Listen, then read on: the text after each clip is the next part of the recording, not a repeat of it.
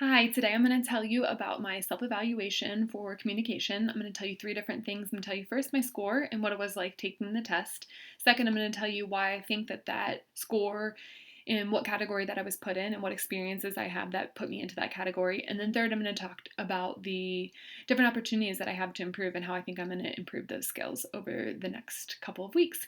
So first, like I said, I'm going to tell you about my score. My score was a 68 on the test. When I was taking the test, it was very interesting. Most of the questions I knew exactly what I wanted to answer, but there were a few situations where I went ahead and put myself in a specific scenario to really know how I would respond.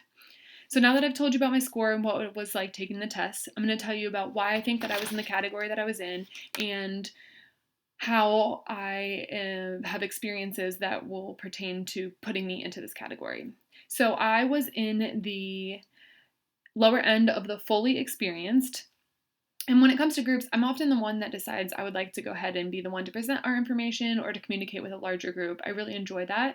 But my experiences have only limited me to just volunteering. I work with a large number of students, so I present often in front of them, but have never actually had formal training that has been a part of that process. And I think my lack of specifically education and then the actual formal presentation rather than something that's more informal, such as presenting to coaches or administrators, is one of the main reasons why I was in the lower end of that fully experience. So now that I've told you that I was in the lower end of the fully experienced category and some of the experiences that I personally have had, I'd like to talk about how I think I'm going to improve over the next couple weeks.